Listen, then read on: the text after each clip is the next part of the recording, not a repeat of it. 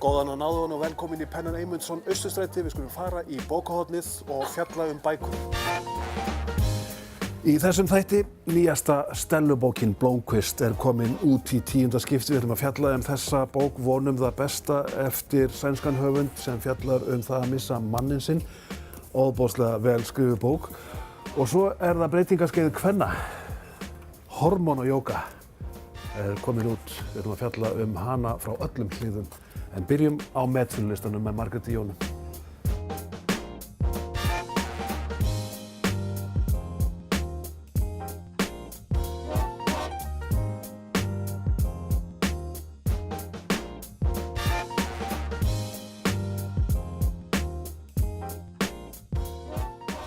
Byrjum hérna á metsölulistanum eins og stundum áður. Margrét Jóna Guðbergsdóttir frá Pennanum Eymundsson komin hingað til mín og listin hefur breyst dálítið mikið frá því að við kynntumst honum fyrir 2 vikum eða svo. Já, það hérna margar nýjar inn núna. Einmitt, og margar sem hafa bara stokkið beint á efstu sætin. Til dæmis Eiríkur P. Jörundsson sem trónir á topnum. Já. Fyrsta skáldsaga hans og reyfari. Hann fékk Svartfuglinn sem verðlaun Yrsu Sigurðardóttur og Ragnars Jónassonar fyrir höfundar sem að stíga sín fyrstu skref. Glæpasagna á glæpasagnasviðinu. Já, einmitt. Hann hefur verið mjög vel tekið þessari. Aha. Algengt að menn stökkvi bara með sína fyrstu bók beint á toppinn? Já, það gerist alltaf öðru hvoru. Já. Hún hefur verið mjög vel kynnt og fólk bara forvitið. Fyrstir í eitthvað nýtt. Þannig að þessi verðlaun virka? Þau gera það, já. Svo hérna Sirrý vinkona mín Arnardóttir með Þegar kona brotnar og leiðin út í lífið á ný. Einmitt. Númer 2. Þannig er hún að fjalla kulnun og bara allt mögulegt í kringum það. Aha. Alls konar ráð og viðtöl og hérna, þetta bara mjög mikið umræðinu núna. Einmitt. Þetta bók sem hittir fyrir samtíman. Já, það gerir það. Svona sögur 10 kvenna held ég sem hafa lent á vegg og komist upp á ný. Einmitt. Þannig að það þetta er mjög áhugavert. Konubók kannski? Já, bæði bara, held ég held það. Allir lent í þessu. Svo Drápa hérna með þennan bókaflokk í 3. sæti, handbók fyrir ofurhetjur. Þetta geysilega vinsælt. Já, mjög vinsælt. Þetta 4. bókin. Og hérna, þetta eru skemmtilegar, þetta mikið myndum og þetta svona svolítið teiknimyndasögustíl. Já. En þetta eru krakkarnir, þau elska þetta. Ef ég væri krakki myndi ég lesa þetta. Mjög vinsælar bókaflokkur. Svo hérna vinkona okkar Kamilla Lenneberg og hún bara alltaf á listanum. Já, hún er 4. sæti núna og hún er hérna þaulsetin. Já. Hún á bara sína föstu aðdáendur. Já. Og Kamilla selst alltaf vel. Einmitt. Og útgefandinn í þessu tilviki sögur greinilega veit hvað selst mikið af svona bók. Já, örugglega. Hún á bara sína lesendur. Svo hérna gamlinginn, hann aftur kominn. Já. Eftir Jónas Jónasson. Einmitt. Feikilega vinsælar bækur. Já, mjög svo. Þetta er 4. bókin eftir Jónas á íslensku. Og hafa náttúrulega verið gerðar bíómyndir eftir þessu? Já, og núna haldum við áfram að fylgjast með gamlingjanum, eina sanna. Aha. Og þetta er dillandi skemmtilegt. Mjög svo. Ég stundum grenja og hlátri yfir þessum bókum. Svo hér Morðið í Snorralaug. Stella komin aftur. Stella Blómkvist, já. Og við kynnumst henni aftur hjá útgáfustjóra Forlagsins, en hún selst alltaf vel. Já. Og þetta eru bara góðir reyfar. Einmitt, mjög svo. Og líka bara þessi spenna í kringum þetta, hver Stella, sko, og það það sem þessi eilíða spurning. Einmitt, og svo ráðgátt búin að vera við líði í 20 ár held ég, eða gott betur. Ef ekki meira. Og svo hérna Sören Sveistrup, Kastaníumaðurinn, hún búin að vera svolítið lengi á lista. Já, einmitt.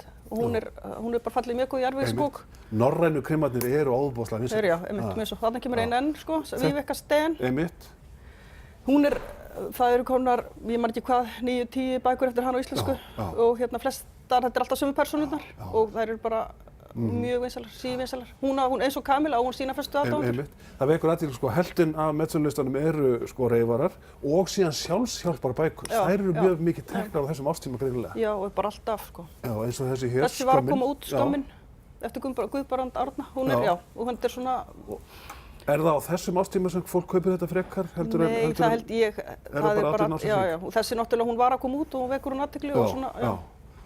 Úr vanmætti í sjálfsöryggi, alltaf verið að byggja sig Og svo Gunni Helga komin í 10. sæti á listan með barist í Barcelona sem hefur fengið fína dóma. Mjög svo. Og hann hitti bara alltaf í mark. Alltaf hreint. Og þetta sem sagt, hann að heldur hann áfram með fótboltaseríuna sem að bara hafa verið gríðarlega vinsælar bækur. Einmitt. Þannig það fínasta sala þessar myndir. Mjög svo. Og páskarnir, þeir taka alltaf kipp í sölu. Þeir gera það, já. Fólk þá að leita sér að afþreyingu. Einmitt, til að fara með í fríið. Já. Og bara, allt mögulegt og barnabækur mikið til páskana. Og við tökum eftir stórubreytingunni, Margrét. Meira meina þetta allt saman kiljur. Já. Landin búinn að samþykkja kiljur. Já, mitt. Hann búinn að gera það. Góð og vel, takk fyrir þetta. Við ætlum að kynnast þessari hér. Við skulum kynnast því hver hún eftir andartak.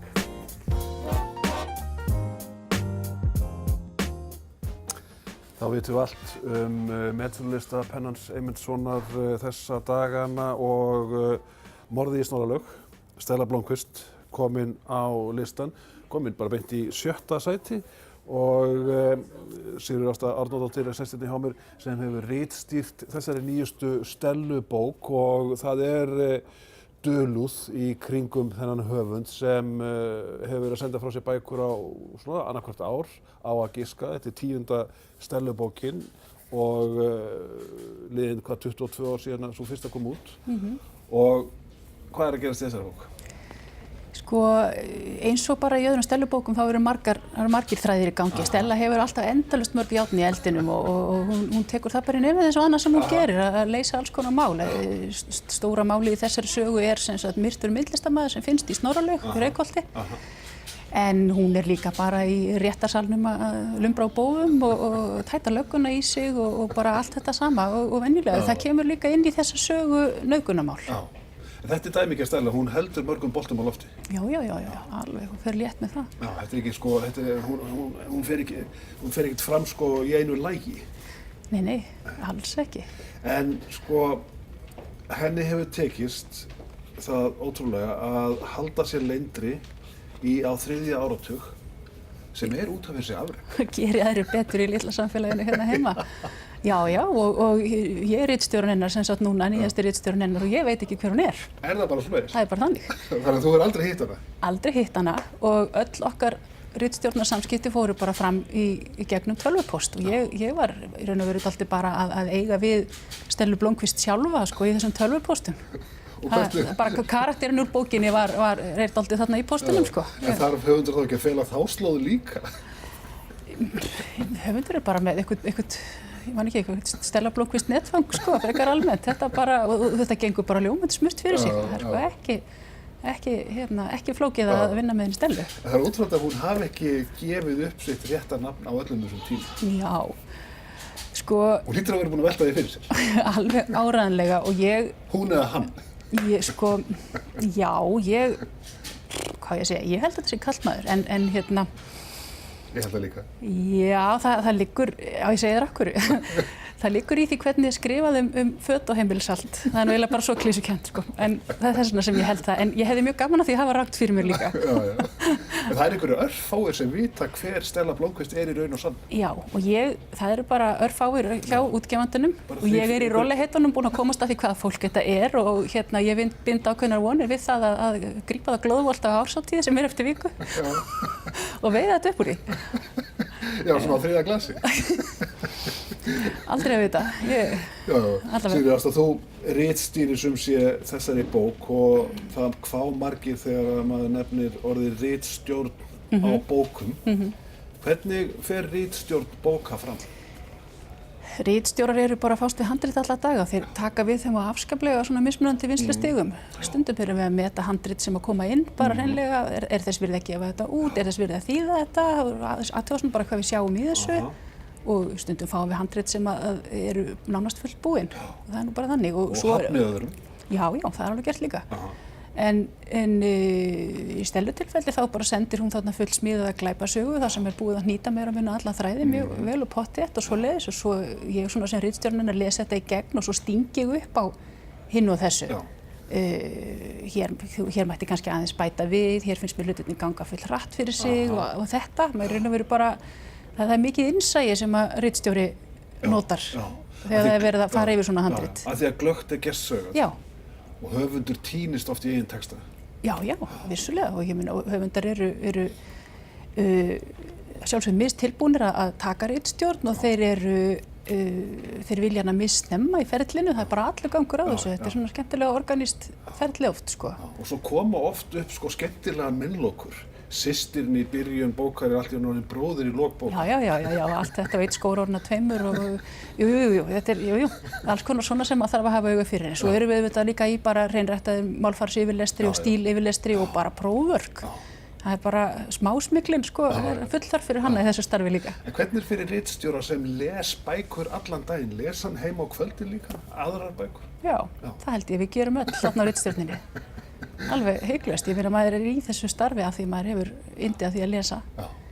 Það eru til svo margar tegundir af lestri, það líka það. Við erum kannski ekki beinlínis í svona yndislestri á daginn, en svo bara gerum maður það á kvöldin. Já. Gott og vel, 10. stælubókin sem sé komin út og þetta kall. Ég rakst nú á ofsalega áhugaverða kenningu í gær, það var að Auður Haralds hefði skrifað þessar bækur. Ég myndi treysta Auði til þess að snúa upp á þetta þannig að allir héldu þetta væri kall eins og væri þetta hún. Þetta eins og maður segir á góðri íslensku spooky. Þetta spooky. Stella Blómkvist sem sé 10. bókin komin út og Sigríður Ásta, bestu þakkir fyrir þetta og við erum margsvísari.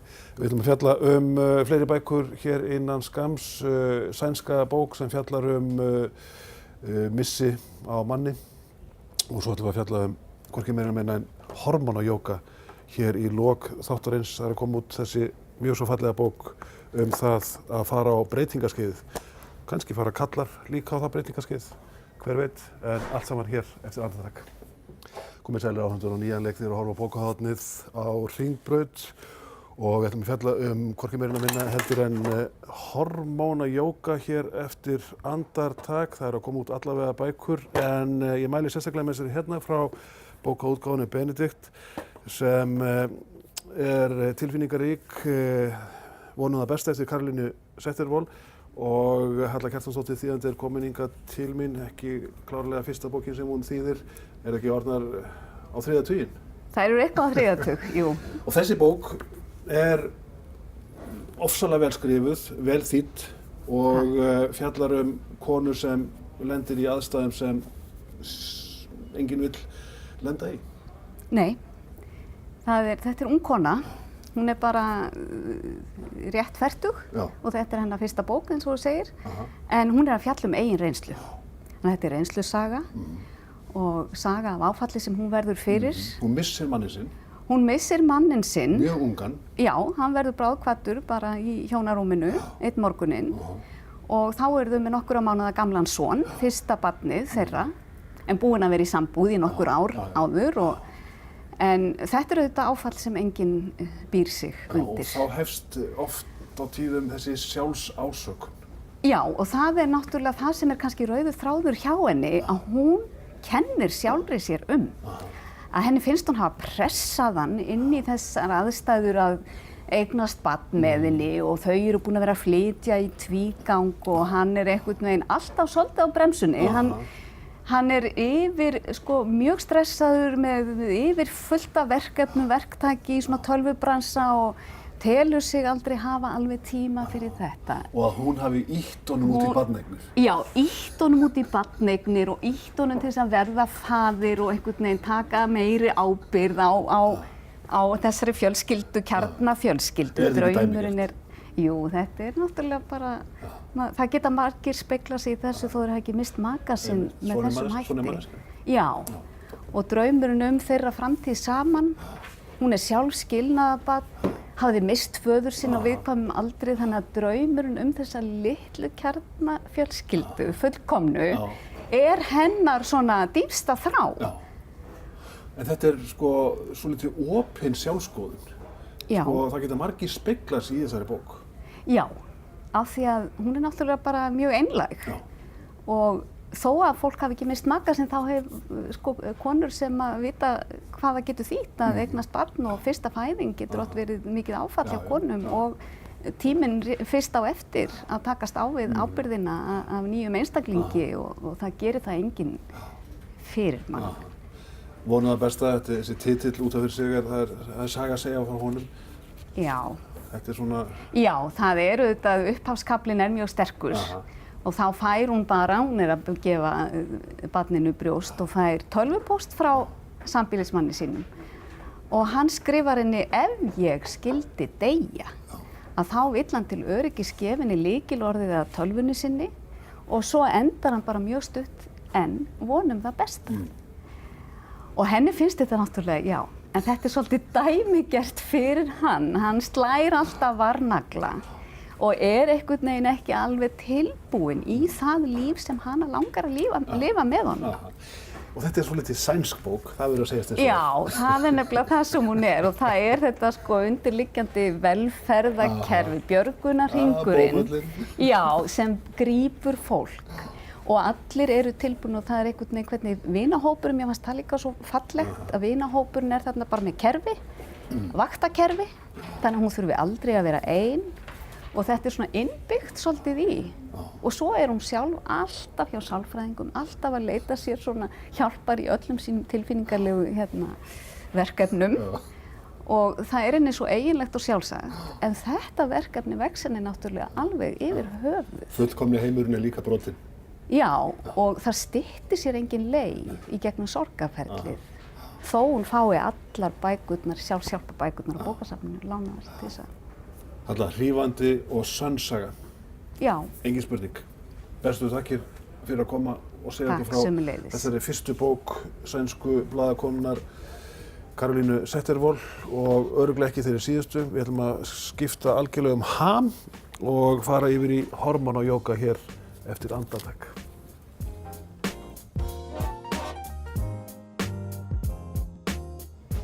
Það fyrir að líða að lokum þáttarins okkar en það alltaf að koma út lífstílsbækur þetta leyti af allra handa tagi. Fyrir nokkrum árum kom út bók með einhverjum skemmtilegasta titli sem ég man eftir, Þarmar með sjarma og svipað leyti leyndarmál húðarinnar, báðar þýddar af Rakel Fleckenstein Björnsdóttur sem sest hérna hjá mér með bókina Hormónajóga. Hvað í óskopunum það? Ekki von þú spyrjir sko. Að hormónajóga jóga eiginlega meðferðarform þar sem unnið með hormónastarfsemi. Og ætlað konum 35 ára og eldri, konum sem eru með einhverju vandkvæði sem tengjast hormónastarfseminni, henta náttúrulega einstaklega vel konum á breytingaskeiði, líka vel konum sem að stríða við ófrjósemi. Þetta frábrugðið öðru jóga að því leyti að þetta meðferðarform þar sem við erum alltaf að vinna með ákveðna hluti. Við erum alltaf að vinna með heiladingul, skjaldkirtil og eggjastokka. Vinnum markvisst með það í ákveðin tíma og rannsóknir höfundarins, Stína Rodríguez, sýna það að með því að stunda þessar æfingar í ákveðin tíma að þá getur þú endurvakið hormónabúskapinn. Og það titillinn á bókinni, sem hormónajóga, leið til að endurvekja hormónabúskap þinn. Og það mikill metnaður lagður í þessu bók og Margrét Jónsdóttir Njarðvík skrifar formúla að henni. Hún formaður hvaða félags aftur? Hún formaður stjórnar félags áhugafólks breytingaskeiði. Hvorki meira en minna. Það munnfylli. Og þetta náttúrulega gríðarlega stór partur af því að eldast sem kona. Akkúrat, það það. No. Og í dag við lifum alltaf lengur og lengur. Og konur eru kannski að byrja á breytingaskeiði á 50-aldri og jafnvel fyrr. Og þú þarf kannski að lifa með þau einkenni sem geta stundum verið bara mjög hvimleið. Þarf stundum að lifa með þeim í kannski 30-40 ár. Þannig það bara rosalega mikilvægt fyrir okkur konur að bregðast við. Af því að við ætlum alltaf að gera þetta að besta tíma lífs okkar. Og skrifum þetta og talum þetta og vera ekki að fela þetta. Akkúrat. Og svo líka finnst mér svo mikilvægt í þessu að þetta svona tæki fyrir þig til að taka svolítið stjórnina í þínar eigin hendur. Akkúrat. Ég meina, margir kjósa að taka ekki hormónalíf. Sumir verða að gera það og í sumum tilfellum það eina rétta.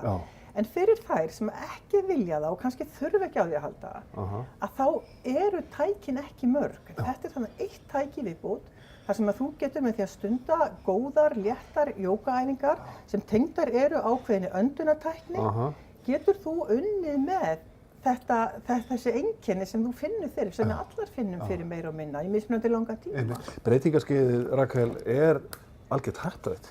Það er það. Og oft er sagt, sko, talaðu við mömmu þína, spurðu hvernig hún fór í gegnum það. Mín er dáin, þannig ég veit það ekki. Þannig ég veit ekkert, vissi ekki inn í hvaða tíma ég var að sigla. Og ég segi, byrju, hvernig ætla ég að fást við þetta? Ég ætla að fara núna að sigla inn í besta tíma lífs míns. Að er ég þá að fara að vera hérna í einhverju vanlíðan og eins og maður hefur heyrt svo mikið af, sko. Að ég hugsa, nei, ég ætla ekki að fara þangað, ég þarf að finna mér tæki. Og svo kynntist ég þessu jóga, og fór og lærði hjá þessari brasilísku konu. Sem er gúrú. Sem er gúrú, hún ferðast Evrópu, sem sagt á hverju sumri, ferðast 91 árs, gerir aðri betur, frá São Paulo í Brasilíu. Og hún er til dæmis mjög vinsæl í Tékklandi. Og ég er svona búin að vera að skoða, ég náttúrulega skil ekki tékknesku og allt er þetta á því máli, að ég er svona búin að vera að skoða sem sagt hvers vegna og mikið af myndunum sem birtast af henni eru þá með litlum börnum. Hún hefur og segir sjálf að hún eigi jógabörn út allan heim. Hún hefur hjálpað mörgum sem stríða við ófrjósemi. Þetta er svolítið svona svæði sem að ég er tiltölulega ný í þessu og sérhæfi mig í breytingaskeiðinu sem er mitt spesialitet. En þetta er svona svæði sem ég er lítið farin að fara inn á, en höfundurinn er að koma til landsins. Og verður hérna með fyrirlestur eða var með fyrirlestur á mánudaginn og verður síðan með fyrirlestur á Akureyri í kvöld. Og þar sem hún ætlar vonandi að koma svolítið mikið inn á þetta sem að varðar ófrjósemina, þar sem ég kannski treysti mér minna inn á. Þú stegst stórt skref, bara einfaldlega breyttir útliti bókarinnar. Þú vildir ekki þetta form? Nei, sko nú hef ég svolítið verið viðlóðandi bókabransan. Ég fyrsta lagi ákváði að gefa þetta út sjálf. Og ástæðan var nú eiginlega svo að það fannst, þeim bókaútgáfum sem ég talaði við, fannst markhópurinn of þröngur. Ég skynja markhópinn sem konur 35 ára, konur sem lesa bækur og konur sem eiga peninga. Þannig að nú er það mitt að sanna fyrir þeim að þeir hafi haft kolrangt fyrir sér. En ég er að gefa hann út sjálf. Ég vissi það að svona bók selst ekki á Íslandi og mér bara líka langaði ekki til að gefa út svona bók. Talaði við höfundinn, ég náttúrulega kynntist henni í fyrra þegar ég lærði hjá henni og hún var svolítið stíf fyrst og sagði nei, bókin þarf að vera svona og það má engu breyta. Og því að bókin hefur alltaf verið svona í þeim, hún hefur komið út á fjölmörgum tungumálum. Og ég sagði við hana að þá bara gengið ekki upp, ég yrði að fá að íslenskana. Og svo sagði hún góð, ok, en hún sagði ég vil fá að sjá hvernig þetta kemur út. Nú við lögðumst hérna á eitt, ég og maðurinn minn sem er ljósmyndari og hann tók ljósmyndirnar í myndinni, það eru hérna 19 abstrakt ljósmyndir eða flestar abstrakt. Einstaklega fallegar. Já, það er sem sagt við kaflaskilin þar sem var pláss, þá settum við inn sem sagt myndirnar hans og verkefni var rosalega skemmtilegt að gera þarna úr þessu eina heild. Ekki vera bara með jógabók þar sem einhverju myndum var bara skeytt inn í eða ljósmyndabók sem tók allt frá jógabókinni, en að koma þessu saman í eina heild. Og þegar við vorum búin að gera þetta með dásamlegri hjálp frá Eyjólfi Jónsssyni sem setti bókina upp og er búin að aðstoða okkur í öllu þessu ferli. Sá kann það nú? Sá kann það nú og því að það að vera standi í bókaútgáfu í fyrsta skipti er ekkert, þú þarft leiðbeinanda og Eyjólfur Sigurður Svavarsson, vinur minn, ætlaði að hjálpa okkur en svo féll hann frá. Og Eyjólfur var svo elskulegur að taka við keflinu og leiddi okkur í gegnum þetta ferli. Og kom okkur í samband við þessa frábæru prentsmiðju sem að gerði þessa bók. Bókin er saumuð, hún gæti ekki verið betur gerð. Þetta er allt til fyrirmyndar. Og svo sendi ég, þegar allt var klárt, þá sendi ég bókina út á Dínu Rodríguez, alla leið til Brasilíu. og átti alveg svona að hún myndi segja, býttu, hvað ertu búin að gera? Því að við erum líka búin að setja myndirnar af henni sem sagt í æfingunum, þær eru orðnar svarthvítar. Og ég var ekki viss að hún, sko, ég sagði, býttu, ef að hún segir bara hingað og ekki lengra nei takk, þá þetta verkefni svolítið fallið sjálft sig, sko. En hún hins vegar sendir tilbaka að hún sé algjörlega í skýjunum, þetta sé very artistic, bara thanks to your husband. Og hún alsæl með hana og við þvílík stolt af henni, sko. Til hamingju með þessa bók. Þakkaði kærlega fyrir. Hormónajóga. Eftir Dínu Rodríguez. Förum að setja gott að þessu sinni. Eins og lífstílsbækurnar eru að koma út þessar myndir hver á fætur annarri til að bæta líðan okkar og líf. En þangað til í næstu viku verið dugleg að lesa bækur.